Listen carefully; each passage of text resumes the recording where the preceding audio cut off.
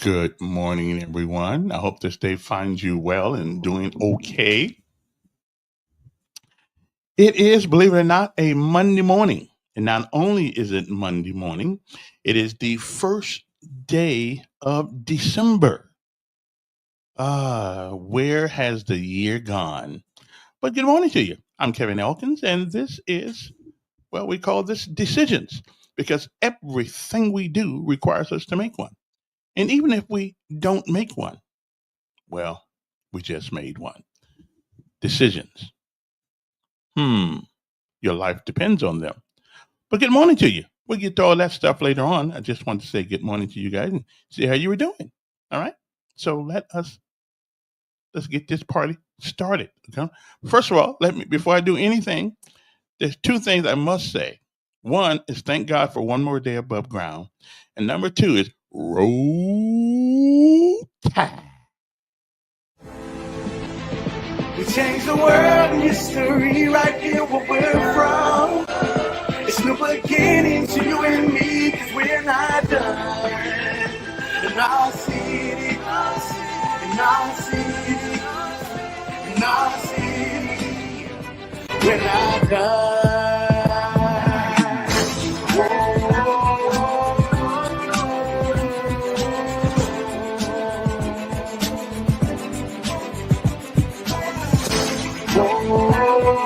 I'll be like that.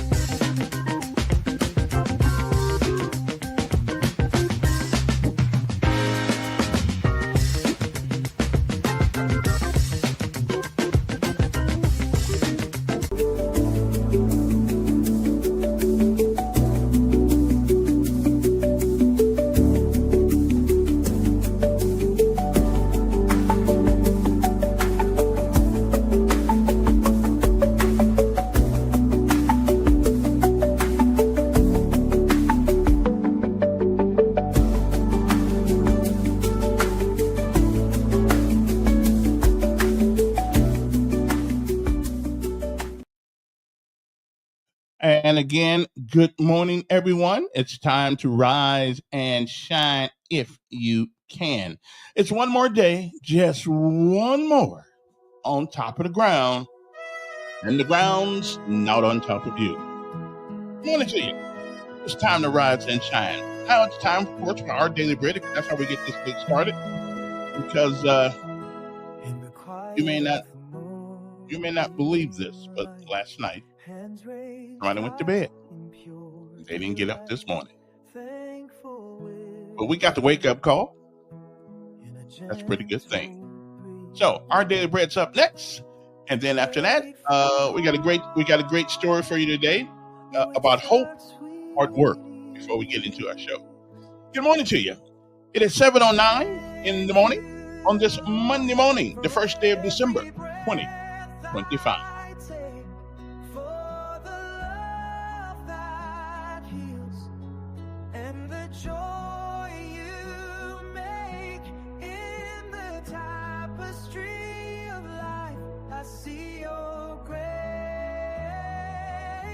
Every moment filled with your warm embrace.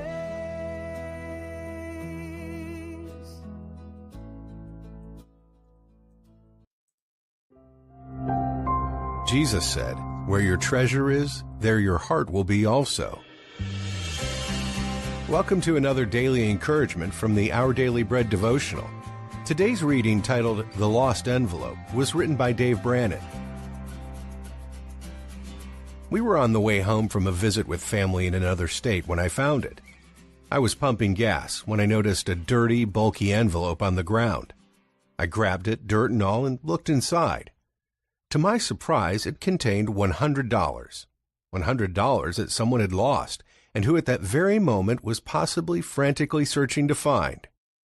I gave our phone number to the attendants at the gas station in case anyone came back looking for it, but no one ever called. Someone had that money and lost it. Earthly treasure is often like that.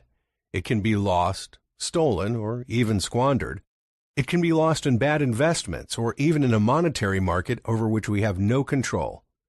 But the heavenly treasure we have in Jesus, a restored relationship with God and the promise of eternal life, isn't like that. We can't lose it at a gas station or anywhere else. That's why Christ told us to store up treasures in heaven. We do that when we become rich in good deeds or rich in faith, lovingly helping others and sharing Jesus with them. As God leads and empowers us, may we store up eternal treasure even as we anticipate our eternal future with Him.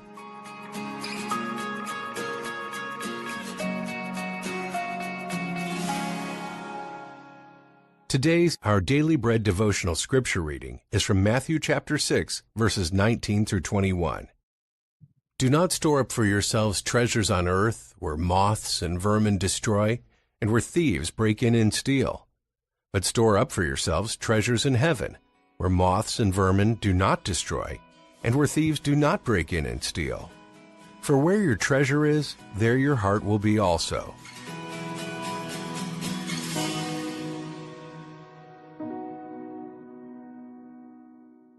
Let's pray.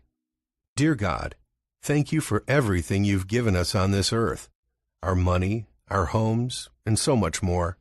Help us to see these things as gifts from you to be used in service to you, seeking to store up eternal treasures rather than treasures that will fade. In Jesus' name we pray. Amen. Today's encouragement was provided by Our Daily Bread Ministries. And I hope you enjoyed that. Next up, of course, our own young people right here in Montgomery, Alabama, from McMillan International Academy for Humanities, Communications, and Technology right here in Montgomery. These kids going to bring to us our salute to the armed forces this morning. As a matter of fact, I guess everybody heard about that young man and young lady who in front of National Guard. I think they're from the Arizona National Guard. Well, I'll go back to that, my story. But it's a shame and a disgrace. But that's a whole different story. It's a dangerous job, whether you're a National Guards person or whether you are a active duty person or reservist. The military is a tough job. And just by putting on the uniform sometimes, it can be quite dangerous. We're going to honor those two folks today. But first of all, though, let us get it out here that these young kids, they made me feel proud the other day when I was out there 2 weeks ago. My granddaughter sang with my granddaughter. If you listen real close, you'll hear my granddaughter in here. Okay, I just want you to know. Okay, I know you won't know which one it is, but that's okay. I can't tell who it is either, but I saw her up there. I know she was singing. So we'll be back. You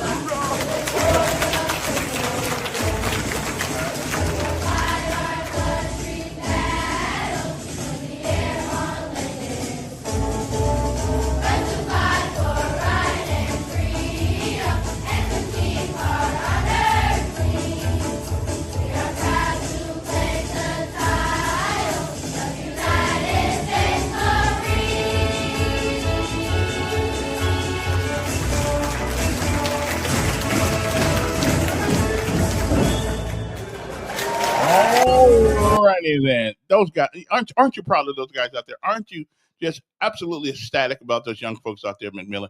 I mean, listen, I played this for years, and they did it just as good as anybody's ever done it.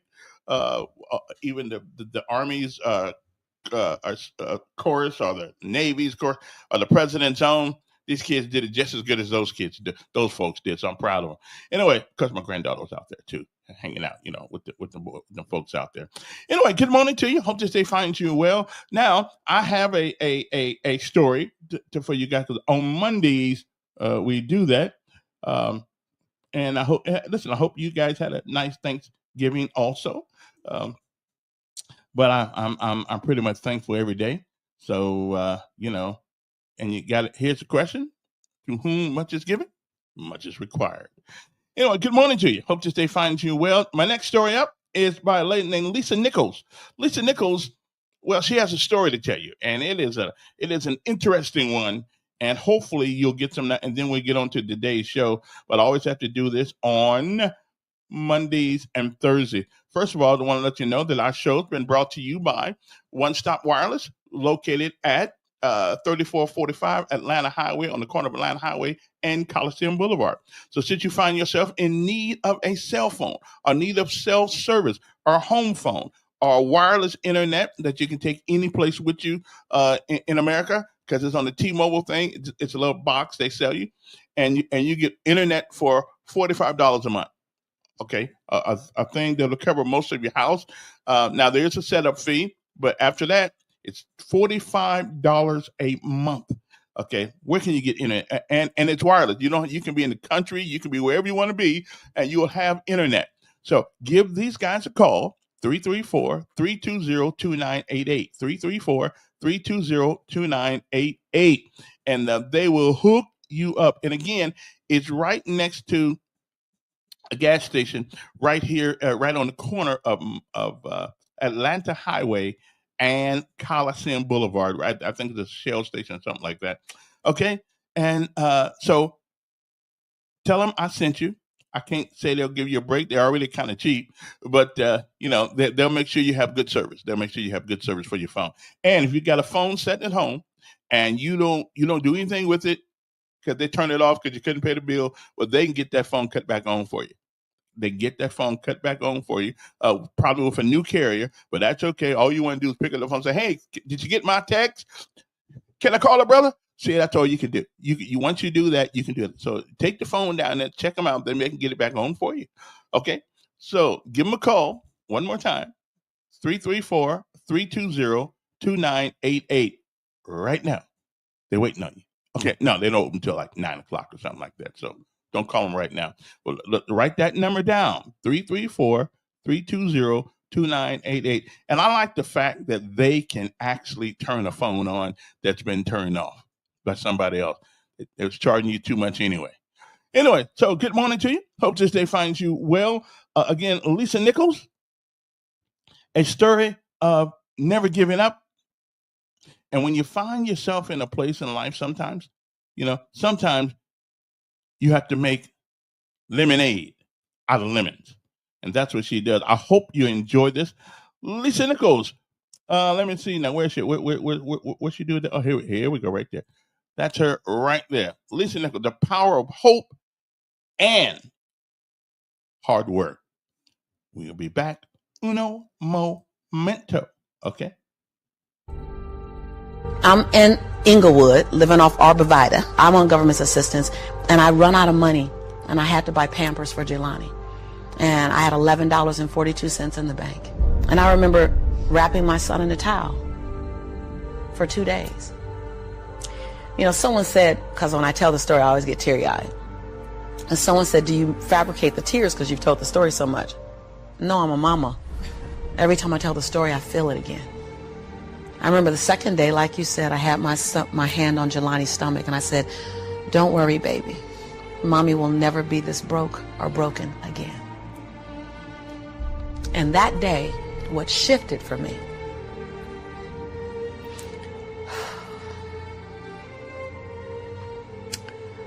was I was willing, and I don't know if this is going to sound crazy, I was willing to completely die to any form of me that I had been, so that I can birth the woman that I was becoming. The reason why a lot of people won't become who they want is because they're too attached to who they've been. And you hear it all the time when people say, I've always been this way. Okay, well, if that's working for you, keep doing that.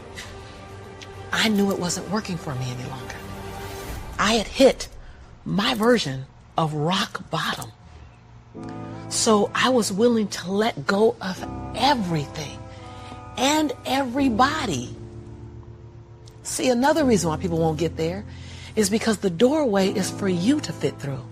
You're trying to carry everybody else through because you're trying to be Rescue 911. And you got to rescue you first. I am much more valuable to my family and to my community because I was willing to let them go through the door myself, teach myself, learn myself, condition myself, and then come back and get them. I'm much more valuable to them now. But I had to go through a window time of 10 years of judgment. You leaving us, hanging out with white people all the time. You going to these crazy countries. We don't know what you... I had to be willing to allow my conviction to make me inconvenienced. See, we want to grow, but we want to stay liked by everybody. I was willing to be my own rescue at the risk of your approval. Most of us aren't like that. Facebook is an example. We want to be liked. Well, I woke up and I like myself today, so your like is extra. My job is to like me first. I was willing to say every day, Lisa, you like you? Lisa, are you proud of you? Lisa, are you playing full out? Every day before I checked in with anybody else. That's lonely, by the way. Why won't most people do it? Because it's scary and it's lonely. So what did I do? I was willing to find people who had what I didn't have, who were living lives that I wasn't living, who believed things that I didn't know about, and I was willing to become their student. I got up every day and I ate a slice of humble pie. See, when you get to this level, even me 10 years ago, you can get caught up by reading your own fine print. See, whenever I hear people reading my bio, and before I came on and you read my bio, I'm in the back going, yeah, yeah, yeah, yeah, yeah, yeah, yeah, yeah, yeah. Because I don't want to ever think I arrived. That bio is old. You should be interested in my future. Oh, that's my bio. What's my future? Oh, what are you doing? Who am I becoming for 2020? And we get caught up in our bios. We get caught up in our status. I never allowed that to stop me from going and sitting at the hem of someone and saying, what do you know about wealth? See, because there's 3 forms to money. There's 3 relationships to money. We learn how to earn it, we learn how to keep it, and we learn how to grow it. Well, I learned how to earn it because my theme song was, I'm a hustler, baby. And I want you to know, everybody with me, it ain't where I've been, but where I'm about to go. So I was singing that song. That was good. They know, right? I was singing that song when I was working out of my closet as my office. I was in a walk-in closet where you really couldn't walk in. You stepped in and turned, right? and the clothes rack, you know how you have the hanger rack. I had pant hangers in the closet, and I had manila folders clipping on the pant hangers. Those are my client files. And I would sit there and I put $2.99 mirrors that you get from CVS. I put them all around my closet walls so that I can make my office look bigger. I worked out of that closet office for 4 years singing that song. It ain't where I've been, but where I'm about to go. I knew that. I knew how to make money. I didn't know how to keep it because ain't nobody had none in my family. So keeping wasn't an issue. Growing was never an issue. So I went to people who knew how to make it, keep it, grow it. I went to people who was about serving others to the highest level. See, I make a lot of money because I serve more people. See, all your success is on the other side of service. People trying to make money, if it begins and ends with money, it's going to be a short-lived victory. But if it's about transforming lives, then the wind keeps going and going and growing and growing. So I went to people that knew what I didn't know. And I killed my ego every day, murdered my she-go every day. Because I got a big she-go. I mean, come on, right? Every day, Tom. And I got hungry and I learned. I went to the same training 42 times. Yes, I said 42. Some folk will stop. This is how I've been there already. I learned that already. Yeah. No, I wasn't there. I wanted to be able to finish their sentences. I want to know what you know. I want to walk like you, talk like you, and then I want to then embed me in it. But success leaves clues. We're just not picking them up. I was the only African-American person at this conference. I was one of 2 women at this conference. Within the last 29 sessions, I led the conference. But I was willing to be the student first. So that's what I did, number 1. And number 2, I looked at every toxic behavior in my life. Everyone. You see me go behind my own black curtain. People don't want to tell on yourself. You're trying to protect. You're trying to do 4 things. You're trying to protect, prove, hide, and defend. If you wake up every day and say, I have nothing to protect, I have nothing to prove, I have nothing to hide, I have nothing to defend. Now, who do I choose to be? Because your energy is consumed with protecting, proving, hiding, and defending. But if you let go of that, then now you're in creation. Every day I told myself that. Every day I got in the mirror and I said 3 sentences. And I gave each sentence 7 different endings. And at times I was crying so hard I couldn't understand myself because the ending, the sentence was so difficult to say. Every day I looked in the mirror and said, Lisa, I'm proud that you. And I found 7 different things to celebrate Lisa for, because we are under-celebrated. Because you want someone to celebrate you more than you celebrating yourself. You want to hear thank you from others more than you're thanking yourself. You want to hear other people say I love you more than you saying I love yourself. You are teaching the world. I said this on Oprah. When I said this on Oprah, she said, oh my God, I believe the exact same thing. So I knew I had one thing right. The world is looking at you and following your example of how to treat you. How to treat you. They're following your example of how to treat you. So how you treat you, the world's going to follow your lead. So I had to start treating Lisa better because I was everything for everybody but nothing for myself. And so every day I got in the mirror and I completed 3 sentences. Lisa, I'm proud of you for. Second thing, Lisa, I forgive you for.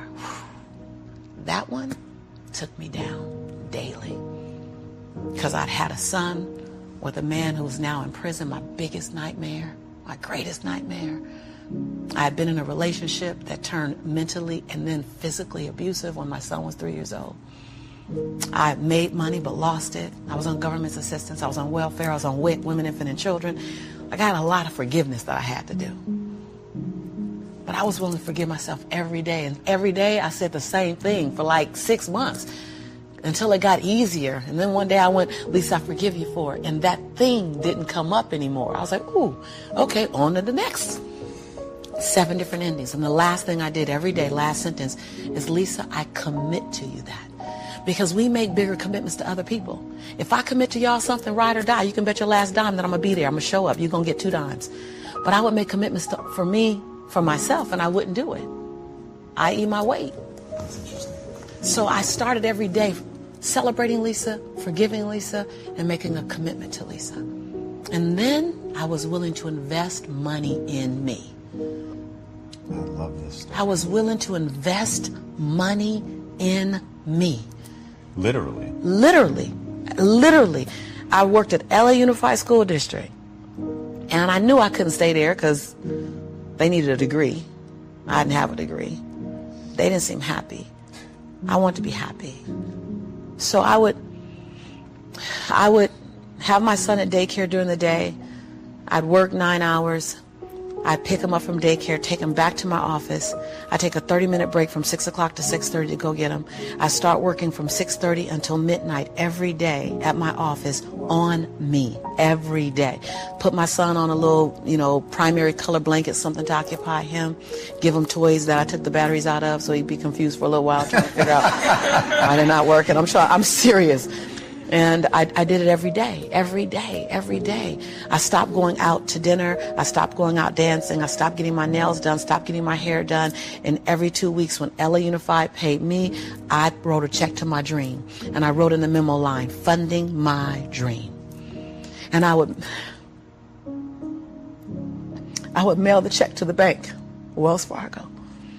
And I mailed a check to myself every 2 weeks for 3.5 years. My family thought, that I was smoking on drugs. Like, she ain't going out. She eating beanies and weenies all week. We think she on drugs, but she's not getting any smaller, so maybe not. And And I went to the bank after 3.5 years. This is the story you're talking about. I walked in the bank. I said, I'm just going to check and see where that account is, because I wouldn't open the statements, because my mother used to say when I was growing up, girl, this money burn in my pocket. And I'm like, I think money hot, and it goes. Thank you so much, and it goes away fast. So I'm not going to open the statement because I don't want to know how much money I have, because I didn't have a healthy relationship to money. I didn't even know a relationship with money. So while I'm at these trainings, they just kept saying save. So I'm like, okay, I'm gonna save. I didn't need the money that I was writing checks for, because it was the money I used on my nails and my hair. And then every check I wrote to myself, I made a challenge with myself that it had to be 5% more than the next check. Wow. Than the previous check. So I didn't really know how to calculate the 5%. So I'm like, well, I'll just add $30. I'll just add $60. I really didn't know anything about it. Then I went out and got a second job. And I started working in the evenings, less on my business and more out on jobs, so I can write a bigger check. So I learned how to live on $31,000. That's all I was living on, $31,000. We can make it. We got it. I sold my Altima I had at the time. I bought an old Ford Explorer. You know, I just skinnied down. I moved out of my 3-bedroom house. I moved in with a roommate. She smoked even, and I was like, okay, I'm gonna put towels under the base of the door. Y'all, you gotta be inconvenienced. I put towels on the base of the door so the smoke wouldn't come in the room with me and my son. We slept side by side in the same bed. Went from a 3-bedroom, 3-bathroom house, 2-story, to a roommate, because I was willing to write a check to fund my dream. And I kept writing, funding my dream, funding my dream, funding my dream. And I walked into Wells Fargo 3.5 years later, and I gave her my name. I said, hi, my name is Lisa Nichols. And she's like, you the funding my dream lady. I was like, yeah. So all these tellers came running around. The manager came around, because I guess everybody had processed a check or two. Right. And they were like, we all been wondering, like everybody wants to know, what's the dream you funded? And I was like, I don't know, but it's going to cost some money. Think I got a little money now to fund the dream. And so I said, I just came to get my balance and to see where it is, because I haven't opened any of the statements. They were like, what? I said, no, I haven't opened any of the statements because money burns my mama's pocket, so it might burn my pocket, so I don't want to spend it. So she wrote the balance down. You know how they write the balance down, and she turned it and passed it to me, and I looked at it, and I said, no, ma'am, my name is Lisa Shante Nichols. This is my Social Security number. I don't even want that money because y'all going to want it back, and I don't want to get in trouble, so can you just give me my account? Because I didn't know anyone in my family that had $5,000 in their account, $10,000 in the account. So when you write down that I have $62,500 in my account, that's not mine. And so they all teared up, like everybody started crying. They're like, no, it's yours. I looked down at my son, Jelani, who was 5 years old now, and I said, Jelani, I think life is going to change for you and mommy. My son said, Mommy, can we finally go to McDonald's now? Because I've been making them homemade Big Macs for a while. I was like, Mama can make you a better Big Mac than, Ronald McDonald. So, because I was willing to inconvenience my entire life. My entire life. I was willing to disrupt my entire life to buy my future, to buy my possibility, to give my dream a chance. See, we're not supposed to tuck our dreams in on the pillow when we get up in the morning. We're not supposed to leave them at home and go and fulfill somebody else's dream. We're not supposed to do that. That's not what we're wired to do. That's not who we are. Your human spirit doesn't care about the economy. The human spirit doesn't care that my son's father went to prison. The human spirit doesn't care what's happened to your family. The human spirit doesn't care about the past. You may have been molested, or your family may have been broke, or you may have been betrayed, or you may have a divorce. Your human spirit doesn't care about any of that. Your human spirit simply says, what's our command for tomorrow? What do you want to create? It's not keeping score. Your brain is keeping score, because your brain is designed to keep you safe. Your soul, your intuition, your human spirit is designed to make you soar. And when you get to the edge of that stage, I want to get up right now. Can I get up right now? Do whatever you want. Okay. Think I'm going to tell Lisa Nichols no? Come on now. When you get to the edge, your brain will always tell you to step back. It's always going to tell you to step back, because you can fall. Always. It's going to tell you to step back. Because before you fell, the last time you did this, you saw someone else fail. You could hurt. You could be off work. It's going to tell you. It's designed to keep you safe. So you have to be willing to play between your brain and your soul. And on some days, you got to just listen to your soul. And you got to say, I'm going to leap. I'm going to get to the edge. Most people are at the edge, and you're standing at the edge, and you're watching everyone else fly. That's Pimp My Ride, Watch My Crib, all this stuff. You know, watching people's lives on Facebook. You're at the edge, watching someone else live, wondering what it's going to be like when you jump without ever jumping. And I'm just here to tell you, jump. Because only three things can happen. You're either going to jump and fly, or you're going to jump and fall on something soft, or you're going to fall down hard. Either way, you're going to get back up. You already know you got what it takes to get back up. Your greatest fear is not that you will fall. Your greatest fear is that you will live a full life and never fly, that you never leaped. You're not afraid of dying. You're afraid of dying before the world sees who you really are, before they really get your fingerprint, before they really feel your breath, before they really get your contribution, before they really feel you. That's what you don't want to happen. You don't want to leave this place without us knowing you were here. All I'm doing is giving my dream a chance. And I'm not extraordinary. You don't get off the hook. You don't get to be let off the hook. I'm an ordinary woman who chooses every day to make one more extraordinary decision. You're a grinder. Yeah, right? Like fucking...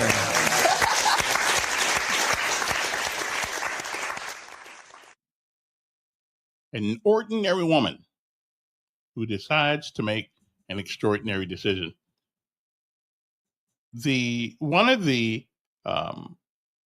greatest admirals of Halsey in 1944, 43, one of those years, right after Pearl Harbor, he went to Guadalcanal because the people there couldn't seem to win the battles there. Admiral Orem, I believe that was his name, and he made a statement. And if you listen to it, it is right on, and it's kind of like what Lisa says. He says, there are no extraordinary people. There are ordinary people who have to make, because of circumstances, extraordinary decisions, not knowing the outcome. And that's all of us. That's all of us. But she did say something that always gets my attention. Don't leave here without people knowing you were here. Okay? Don't come through here, sit here, and then leave here and nobody knows who you are. I always tell people, we ought to be tired of reading about the success of others. We ought to be. We ought to be tired of reading and hearing about the success of others. Write your own book. Write your own book. Do something different. Me too. Write your own book. Start reading about. Let people read about you. Write the book. Okay. And starting today, this is chapter 1. Starting today, it's chapter 1. And there are a lot of people in this city right now who came from nothing, who came from nothing. And when we see them driving a nice car, whatever the case may be, we don't remember them driving the old cars that they drove, driving the thing, smoking car. I had a friend coming down the street. You always knew when he was coming home because you could hear his car down the road. Then I saw him in a BMW one day. I didn't even know he was his. That's how smooth it rode. So write your own story. Write your own story. But first you have to formulate something. You have to formulate, find out what you want to do. Yeah. Because if you don't know where you want to go, you have a difficult time getting there. Okay. You have a difficult time getting there.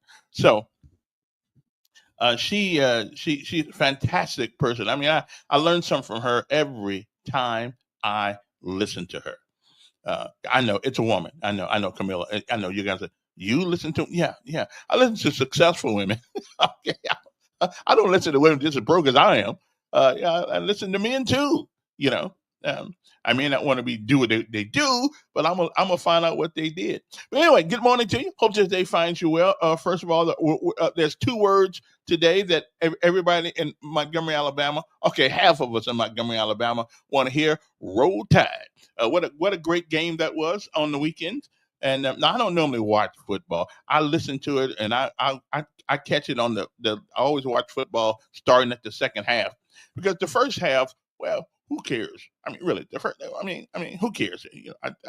But in the second half, either you're winning and you're going to continue to, or you're losing and you're going to continue to. So I catch the game during the second. I never watch, and I'm never going to sit at the stadium for 3 hours. Dude. Forget that one. That ain't ever going to happen, especially when it's cold outside. Maybe the Dallas Cowboys. I can't stand Dak Prescott. I think he's the worst quarterback in the NFL. But that's a whole different. That's a whole nother. I'll let Longshore and everybody handle the sports stuff. But the Tide made us proud, and Auburn did too. You know, Auburn played a hell of a game. You know, they really played a good game. It's just that somebody had to win, somebody had to lose, and Alabama. Alabama came up on the winning, barely came up on the winning side this time. Okay. Oh, did the Hornets win too? Okay. Well, go Hornets, go Alabama State. And it's hard when you're from South Bend, Indiana, and you know you got the University of Notre Dame. There, it's kind of difficult to think about Alabama State. A little bitty school, you know, it's kind of difficult. But let's give them some props too. They I think they got a lot better. I think they got a lot better this year than they've been in a while. Okay, so I'm cool. Okay, so go State, Sting Hornets. Okay, forgive me if I ignore you sometimes because you know you're not Notre Dame. My bad. But since I've been living here longer than I lived there, I better get like her. I better get my mind right. I better get my mind right and start supporting Alabama State University. Although when I went out there one day to try to get a job, but they wouldn't give me one. Yeah, but then again, that's the problem. I want them to give me one, so I should have went out there and just took a job, like she did. Okay. Anyway, good morning to you. You know, one of the things before I get to anything, I had a bunch of stuff written down, and the first thing that hits me in the paper this morning is Fred Gray. And listen, I know that man went in harm's way literally in order to make a difference for Black folks. So what I'm about to say is in no way disrespectful to Mr. Fred Gray. He was a warrior. He was a foot soldier, and took on the big guys. But today's title in the newspaper today, it says Rosa Parks attorney Fred Gray said the nation is going backwards. I don't believe that. I just don't believe that. I think that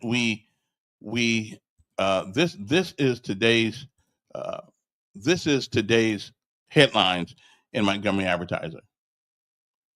And here is my problem with that statement and with the warriors of the past. And Lord have mercy, they did. I'm where I am, wherever that is in the United States, because of the Tuskegee Airmen, people like Fred Gray, hundreds of people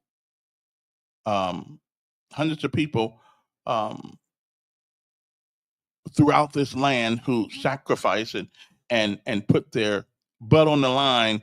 Jesse Jackson, all these people, Jesse Jackson, and all those people. That's true. December the 1st, 1955, which is what this is about. And so I make no. Hold on. Okay.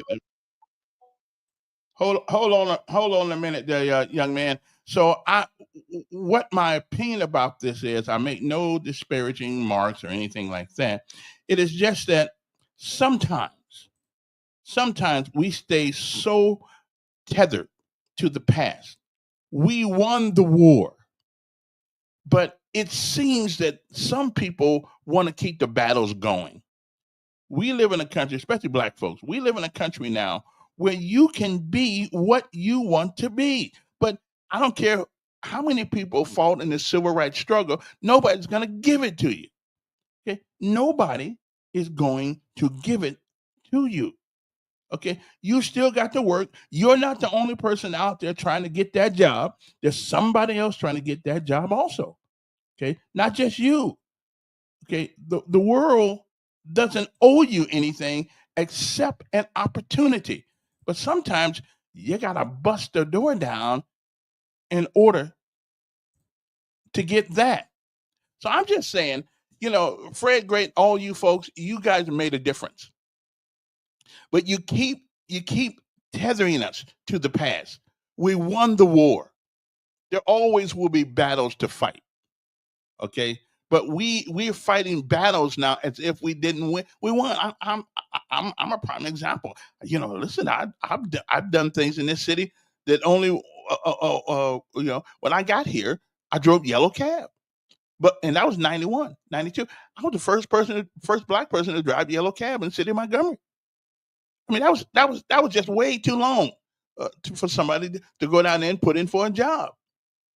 But anyway, let me see who there's on the phone right quick, and let me see. Good morning. Hey, Kevin. Good morning. Good morning. Hey, yeah, Kevin. Just wanted to say, man.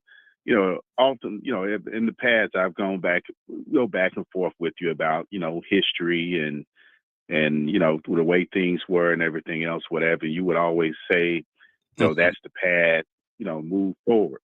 Mm-hmm. But you literally have a guy that was in the steering seat who was driving forward.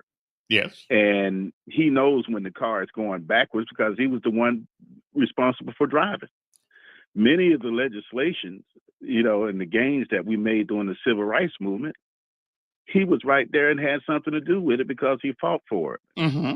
He was the guy who actually was in the driver's seat or alone, sitting in the passenger seat, if not in the back seat of the driver, which was M.L. King and other civil rights leaders. He was that guy. Mm-hmm. And he was that guy in 1965 in the White House with Lyndon Baines Johnson and Martin Luther King when he signed the civil rights bill, for us to have the right to vote.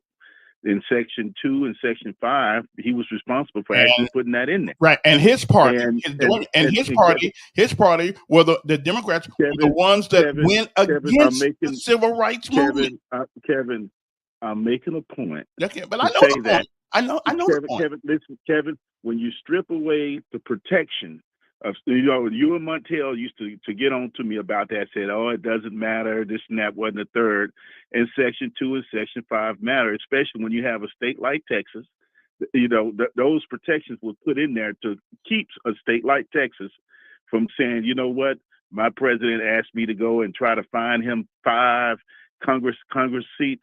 I'm going to go and find 5 Congress seats without the census. That's done every 10 years. In fact, it was only 5 years in, and different things of that nature, like in the state of Georgia, saying you can't give order. Let me ask you a question. Let me ask you a question. Okay, because I know where you're going. It's ad nauseum sometimes. First of all, minimum wage goes up. We still got poor folks because minimum wage is an illusion. Kevin, wait, hold on. Let me finish. Wait.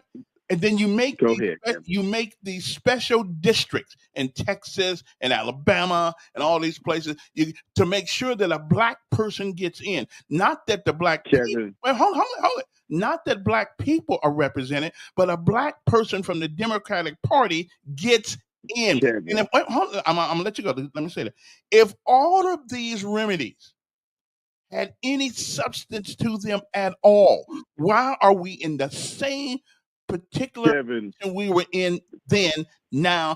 Kevin. Wait a minute. The worst education, the highest crimes in any city in America, always in the hood. So answer that.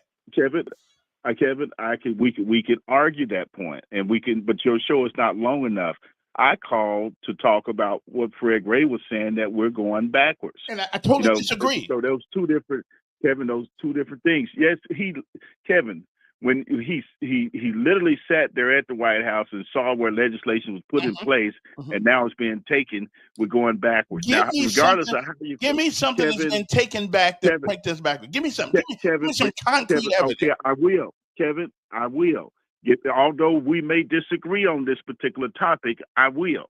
For example, women's rights to choose, having the right to govern their body, was signed into law in 72 and 73. That's called Now just say no. That's called just say no. That's called don't have sex Kevin, with everybody. That's called just say no. Kevin, where I am going with this is making his point where a lot of the gains are now been taken away, so we're going backwards. So, now, Kevin, Kevin, what I'm saying, Plessy versus the Board of Education. Okay. That was supposed to have been the law. And now all the students are black now. But now, Kevin, where I am going now is that they're talking about saying, well, you know what? We don't have to really go to school with you. You can go to your own school. They're looking at taking away that. The Constitution gives them the right to associate whoever they want to. Kevin, he was also part of the legislation where, you know, in 1982, when they came up with the Department of Education, which didn't help and everything, and what it did, it ensured that people, you know, poor people would be able to, and this is just part of it, Kevin. It wasn't designed for that, but it affected a lot of this, where kids can actually, those who couldn't afford lunch, free lunch or whatever, all that, the Department of Education oversaw that. Now Trump is talking about doing away with the Department of Education. McMahon, the woman in there, and Trump was talking about doing away with the Department of Education. A lot of the gains that we've made have now gone into the reverse column. When you have, at that time, a 70-year-old white man saying we're going to make America great again, there was nothing at that time, 70 years ago, that was great, and Fred Gray lived it. He is history. You know, used to get on to us about going back in the past, but he lived in the past. We are all history. He's more.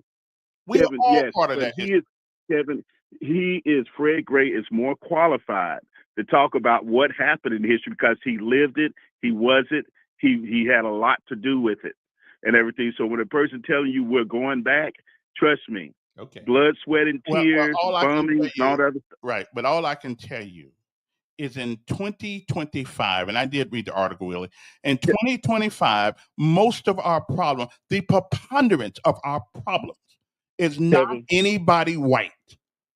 Kevin, you know, this haven't been talked about much. Yeah. But, you know, people still trying to make sense of it. When you in Mississippi, right about the time Charlie Kirk was unfortunately killed, in Mississippi, you had a black man hanging from a tree, and they tried to say he hung himself with 2 broken legs and a broken arm and a blunt force trauma to the head. He hung himself.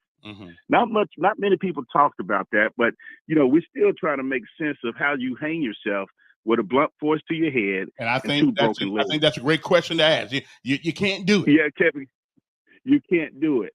So we're going back in time, Kevin. You got folks that want to take you back in time. Okay. And again, I'm only giving my opinion after being here for 34 years. It's your opinion. And having dealt with whites and blacks, people on both sides of the spectrum. I'm telling you, the environment. We're not taking the advantage of the environments for the last 30 years Kevin, or so that we I think, Kevin, I think we are taking advantage of the environment. Whenever you have your first black president, whatever you have in a town like Birmingham. Who wasn't totally black? He Kevin, black. Well, according to the ones that made the law, if you got an inch of black blood, you black. Okay. Now another thing too, Kevin, we've made some gains. You know, in Birmingham. You know, the very city that was responsible for bombing these kids, killing these kids at 16th Street Church, right now has a black mayor. And a black, not only a black mayor, but also a black chief. And in the city of Montgomery, we have a black mayor. We've made some gains, Kevin, but you got some people like Mitch McConnell, I think 16 years ago, said that his only goal was not to work with the first black president, but make sure it was his last term. And every politician, opposition wants him to be in there one term. I understand politics, Kevin, but there's something a little bit more sinister than that, and we're being intellectually dishonest when we go out and say, "Well, you know, they all do that." Well, and everything. Okay. I feel you. Listen, you have a right to your opinion, and I have a right to mine. And I think I'm a little older than you, and I think I put up with a bunch of Kevin, both sides. You're a little older than me, but I was born in the 60s as well. Ooh, I was born in the 50s. But I've lived part of the 60s and definitely in the 70s where they were not really ready to let go. And again, You know, and they were. we're not willing to let go either. We're not willing to let Kevin, go and say that, Kevin, things where are I'm not saying, the same way. where I'm saying is, Kevin, do you realize how long it took? Kevin, I used to go downtown. You had H.L. Greens, and this is in the 70s. And these signs were supposed to be taken up. Do you realize when they said those signs, white only signs, were supposed to be taken up? They resisted. That's what I'm talking about. I was not here, letting go. Right. I was here, but the signs were downstairs in H.L. Green or Kresge, one of them stores when I first got here. And they put it in a thing. Okay, but do you think they were enforcing that? Really? Kevin, I put it this way: Monroe Street, they used to call it Monkey Town, Monkey Row. That was the only place we were allowed to actually get into H.L. Greens. You had to go in through the back way. Kevin, they had my folks so traumatized to a point that even in the 70s, we were still going in through the back let me rather ask than you the front on Dexter. Who is setting, what do you say, white folks say? Lately, we've had 2 white girls on a bus, one set on fire, and one having a throat cut by a black man. You don't think that would piss you off? It makes us all look bad. Of course, crime would piss you off. Of course, Kevin. We can go back and forth with crime and things of that nature. But I'm gonna tell you this, symptom of culture. Kevin, I'll be the first to say we're living in a great country, Kevin. You know, compared to other countries. You and I had the experience of the military to have seen third world countries. I've seen it. I fought in it. I could have been killed in it, and everything else. So I am so grateful to this country. But I will be the first. You can, if you've been intellectually honest and everything. You got some people that want to take us back, Kevin. I can remember in the 80s we were going to Camp Shelby, Mississippi. We had to go through Uniontown in order to get there through Meridian. We stopped at a gas station. Man, I was about 18, 19, 20 years old. Stopped at a gas station, went in. And everything, and you know, it was a diverse unit, the company that I was in. But you went into this particular gas station where they serve hamburgers and everything, and I felt so unwelcome because in there with the Confederate flag, it had "We serve who we please." And guess what? You can still do that, Kevin. Yes, Kevin, but what I am saying is even today, you got people going to the Supreme Court saying they don't want to serve you for X, Y, Z. And it's not only because of their belief in sexuality, it's their belief, and they say they can serve you. If you're not the right religion, we don't have to serve you. And again, it seems, you know, if you're not. Well, listen, here's my thing, and then I got to let you go. 13 minutes long enough because I think the flood's coming. But we all have gone through something in this country, white and black, something that in this country that was been uncomfortable, been wrong. We've all been wrong. We've all have done wrong. But I'm telling you, Kevin, that the soldiers of the past pay the price, and because of them, Kevin, we're better off than we would be. But Kevin, we cannot continue to bring this up every freaking year, and then at the end of the year, we start next year off the same way. Kevin, what I am saying is that we are a great country, you know, and we're not perfect. But when you got a person who was actually part of the civil rights movement, who marched and sacrificed and almost died himself, and Kevin,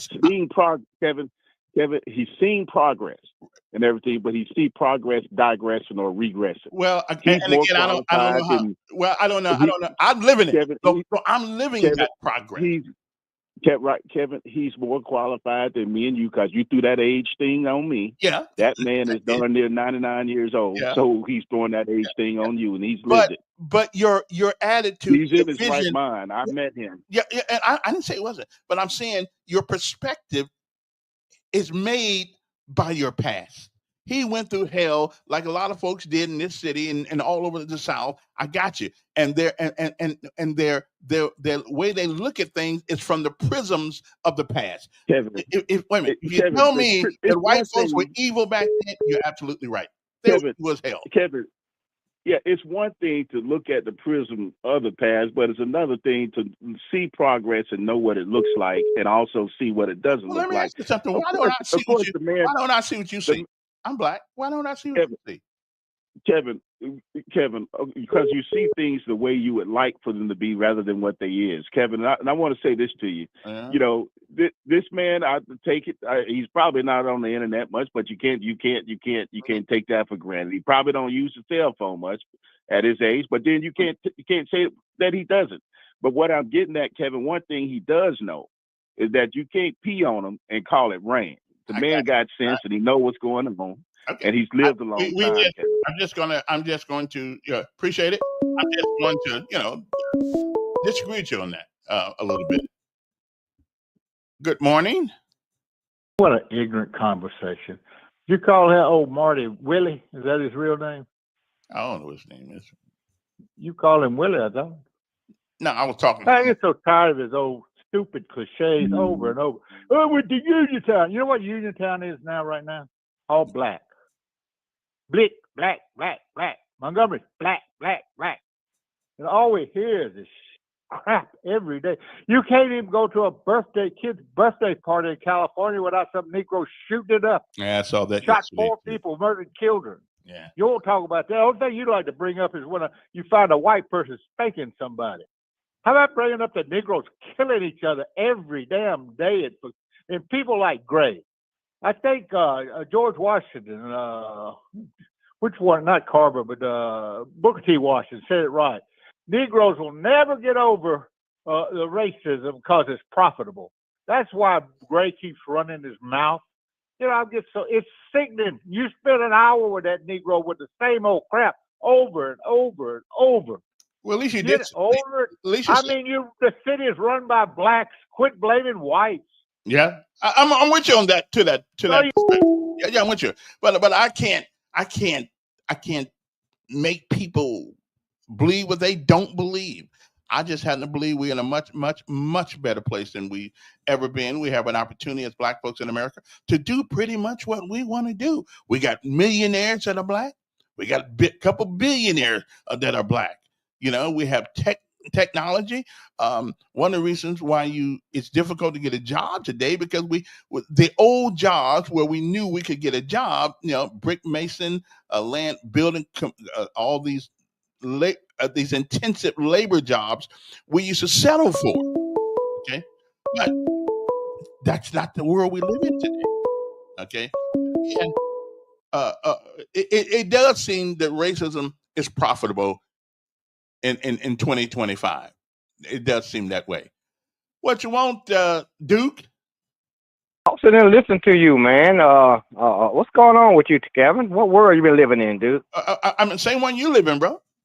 I'm talking about the fact that we don't have white supremacist groups anymore. We don't have the skinheads anymore. We don't have the Klans people anymore. We don't have any of these hate groups anymore on the white side. So you even things have gotten so good, Kevin, where you attend white churches. So you don't go to black churches anymore. You so proud that you attend white churches and put up with the music you say you don't like. You say I don't like the music, but I like the preaching that he does every Sunday. So why you go to a white church if things so good? I like to know what time I'm gonna get out.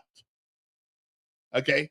I don't want to be there. Oh, that's the best you can do. That's the best you can do. So you can't find a black church to get out early. I don't. Well, actually, I know one that I've been going. Alert, Kevin. Most churches nowadays get out early, Kevin. Yeah, okay. Whether they're black or white. But you say racism has gotten so good where you ain't go down in a white church that you don't like the music. Well, it's got nothing. Well, I don't really like music because our music is better. You say you don't like the music. You say you want to hear some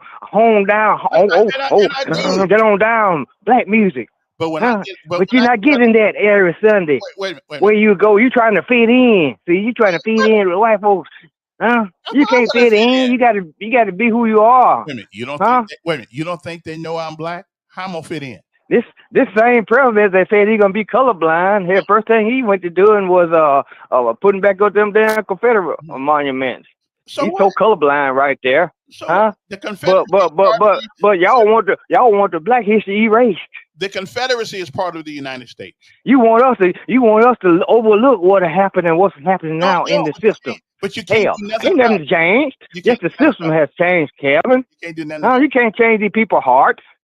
A lot of people's hearts. You can't change these people's hearts. They're gonna continue to hate if they hate you. A lot of people's hearts. Well, you can't tell us that because the federal law stepped in and gave us rights and fought for our rights that these people did it out of the goodness out of their hearts and changed, and they're so good old wholesome people like Curmudgeon call in, talk about black people every day he call in. Mm-hmm. You know, so racism gone.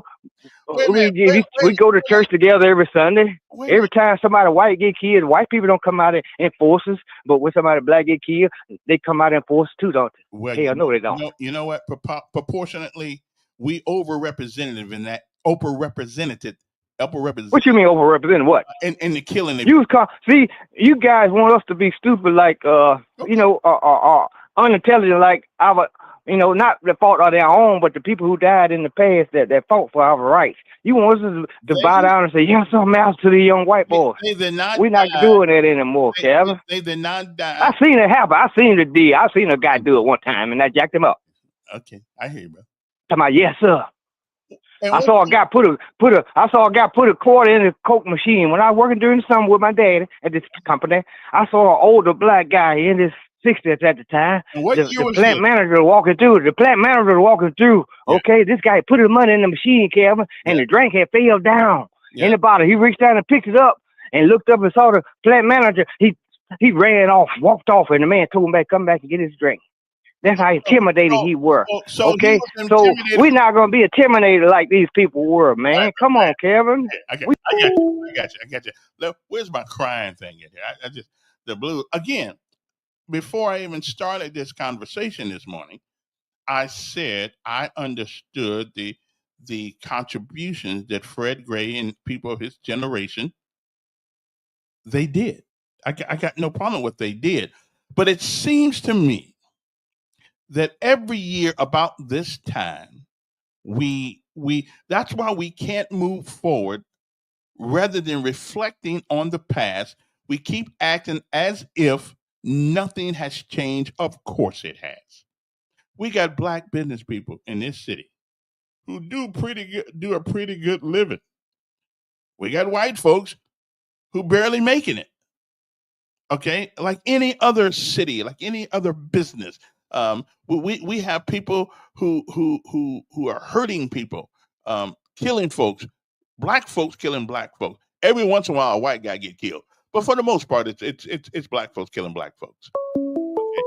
So, I'm just saying, hey, make it make sense to me. Good morning, Dr. Joe. How many people lately have been killed by the Klan or white hate groups lately? Yeah, I don't know any. But yeah, don't you think we need right by the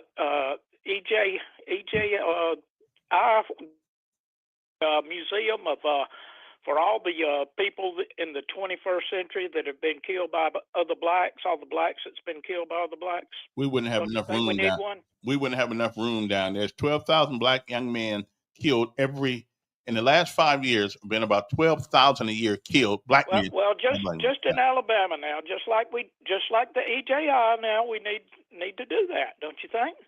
And by the way, Marty's going to get the Pants Pisser Award again. I'll get you another raincoat. But Marty was talking about being uncomfortable at some place, eating at some place. Well, I was uncomfortable in Selma and Tuskegee, eating there. What does that prove? Mm. And you were right. Of course, I posted on there about the two white girls that was killed by a black man on the subway. One was burned, the other one was stabbed. Is that a hate crime? Hell yeah, that's a hate crime.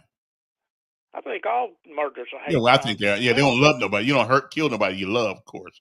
Yeah. Yeah, but I mean, and Marty, while he was pissing on you, was talking about that guy in Mississippi. Like Greg said, there were no lacerations, contusion, compound fractures, broken bones, or signs of an assault or physical attack. And I believe the police chief was black, and he said the cause of death was suicide. So I guess Marty needs to piss on somebody else. Okay, wait a minute. Now my understanding is that now somebody said that he had contusions and all kinds. Well, no. Go look it up. Okay. Greg said it too. Look at what Greg said. It was suicide. It's still suicide. Good. Black folks don't normally kill themselves. At least not that way. Hold on now. Wait a minute. At least not that way. It's kind of weird. Black folks don't normally commit suicide, and I realize it's not. Just like they don't commit mass murders. We heard that on your show a while. Well, that guy in Atlanta years ago proved us wrong on that one. Well, that wasn't a mass suicide. That was a serial killing. Yeah. And you know what that was? That was a homosexual serial killer. They were homosexually linked. Yeah. But hey, I mean, your brother Marty and Duke, they need to get back into the 21st century and look at who's doing all the stuff and take care of your own community. Don't you think? Yeah, I hear you. I mean, these guys are warriors. Hey, appreciate it. The Fred Grays, the Louisa Viola, Louisa Viola, I think that was her name, who died trying to get black folks back and forth to the polls. White woman, Viola Louisa, I think that's her name. And a lot of other white people helped also. But I keep hearing this thing, we're going backwards. There is nothing that a white man can do in this country that I cannot do if I have the ability or the money.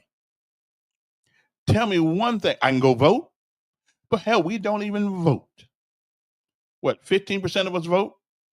Okay. And again, the parties, voting rights legislation have never really helped people vote. They have helped parties. They have not really helped the average person. They don't redo voting districts to make sure that more black folks vote.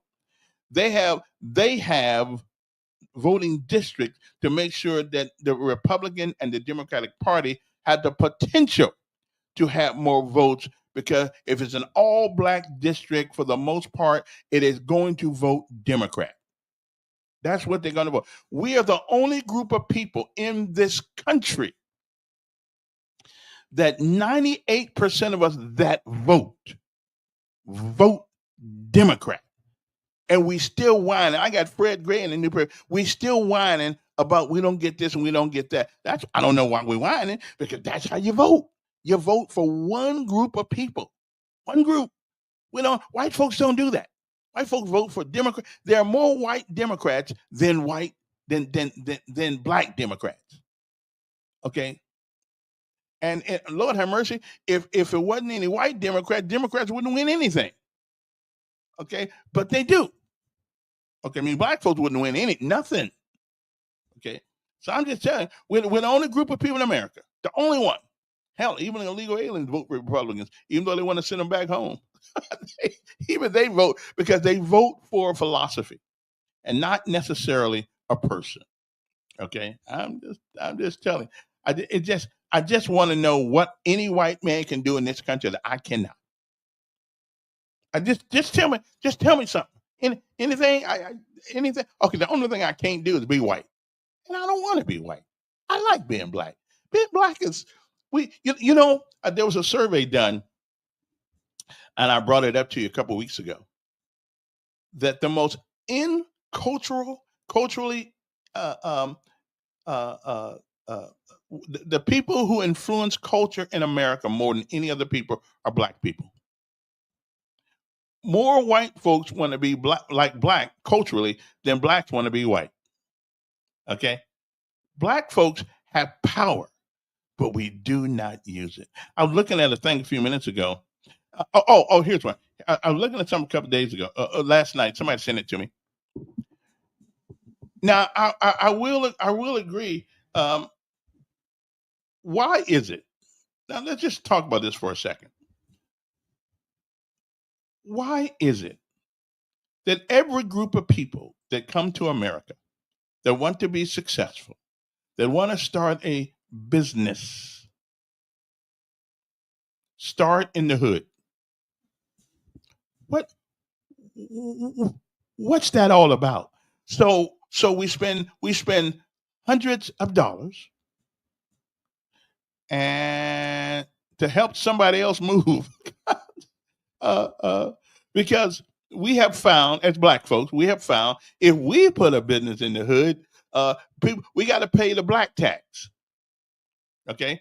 But we don't go ask anybody else for that additional tax that we put on black businesses in the hood. And what's the black tax?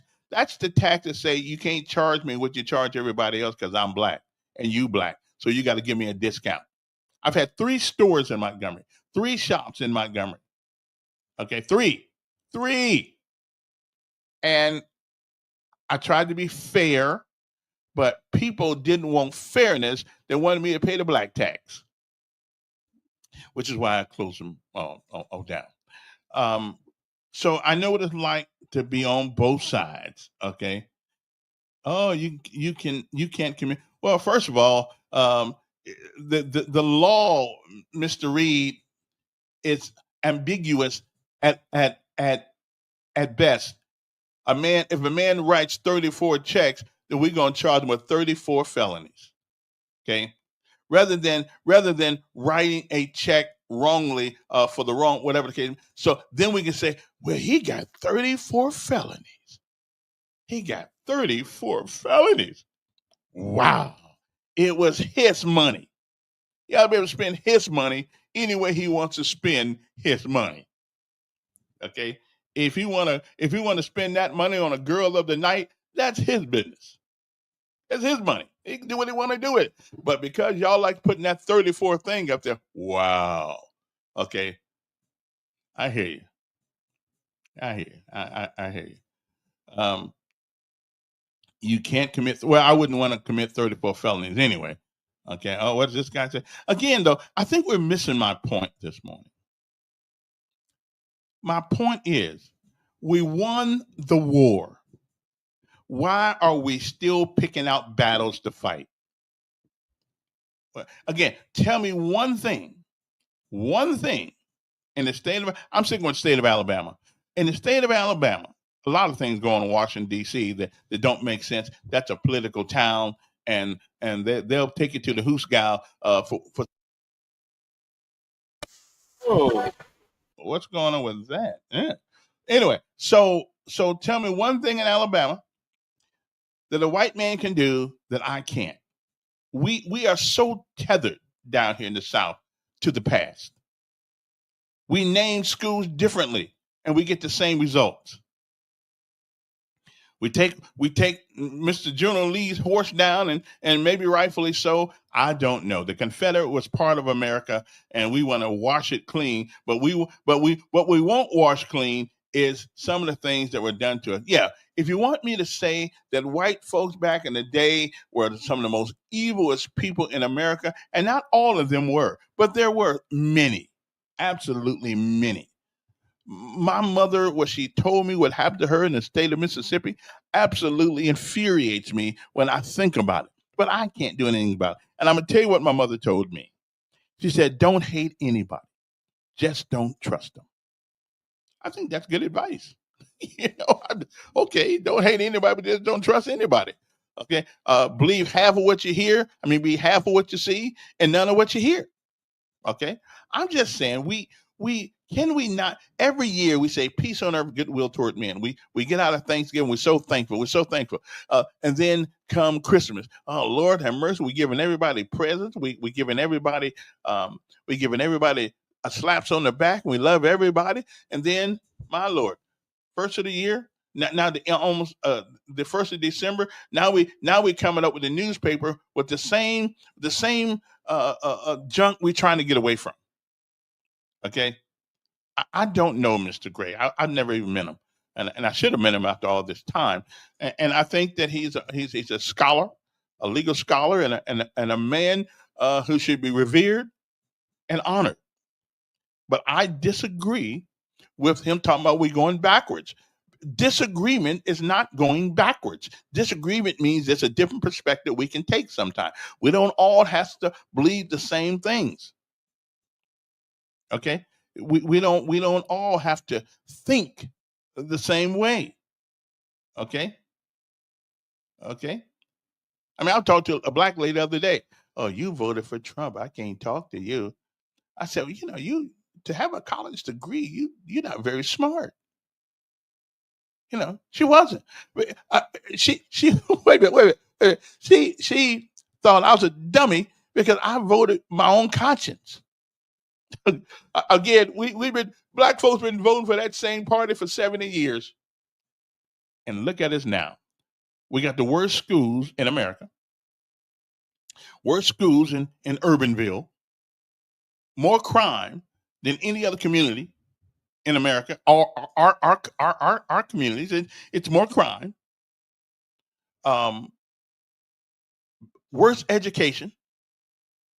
I think Dr. Z is trying to fix that, but the worst expectation, the lowest expectations of our children in public school are black kids. We don't really expect a whole lot out of them. You got to take them and put them in a private school, a Valiant Cross or something like that, and then you can be assured that they are going to do better in Valiant Cross or private school than they ever would do in public school, in the traditional public school, not the magnet schools. Okay, I'm just saying. Not. Oh, wait a minute. Hold it. Man, hold it. Let me stop this. I don't know. This guy must be okay. That guy must be a Democrat right there that keeps playing the music. But anyway, I'm just saying, how are we ever going to move forward if our lives are always talking about what happened in 1962? I mean, really, how are we ever going to move forward? I don't believe there's money. There's money. It may be, and again, Alabama may be a Republican state, but the capital is in a Republican city. Okay, it isn't. It's been Democrat for a while now. Okay, it's been Democrat for a while. And here's let me ask you a question. People asked me last week. Let me see what Camilla had to say. Are you one to think that's going to bring? Are you the one they think is going to bring the races together and make people say everything is perfect and about? But nothing is perfect. Nothing is perfect. It never has been. It never will be. So we can forget that, throw that out throw that one out in the bathtub and let the water down the drain. Nothing is perfect, but it is not as bad as some people around here try to make it. I have lots of white friends. Okay, not just friends that are true friends. I have lots of friends that are white. I don't have a problem with it. But you guys down here, maybe that's because I was brought up in a different environment, you know. And I've also had my trials and tribulation being screwed, glued, and tattooed. One of the reasons because I thought, because I was black. When I went to Cumulus Broadcasting, when I first WLWI years ago, the guy looked at me like I was in the wrong place. You know, he looked at me like I was in the wrong place. Okay, but I wasn't. I was right where I wanted to be. Good morning. Good morning, Kevin. How you doing, sir? Oh, pretty good. It's kind of been funny to listen this morning and read the comments and everything like that. Last time I looked, I thought, you're a black man, aren't you? I am all day. And last time I looked, you saw me. I was a white man, wasn't I? Yeah, I'd say you're pretty white. Yeah. Unless I lay out in the sun, right? Yeah. Let me ask you this question. Yeah. And everything seems to go to racism today. Mm-hmm. Would you tell me a single difference because of your skin color and my skin color? There's a difference in the rights that we have? Not that I can see. No, now, nobody it used can. to be. There's no doubt about it. Used to be, but we're not there anymore. It did. Yes, I absolutely agree. But in this day and age, I mean, I was born in 1964, and I went to elementary school, in El Dorado, elementary school 2 blocks away from my house on Del Rado Parkway. And they were busing guys and young children, just like me. Wasn't bused. I walked to my school, being 2 blocks away. And I remember a young black child. His name was Wendell. And he and I got along and so great and everything like that. So why, even to this day, I keep in touch with Wendell. And this has been 55 years now. Why does everything have to be focused on race? Because there's money to be made. Exactly. By keeping people separated.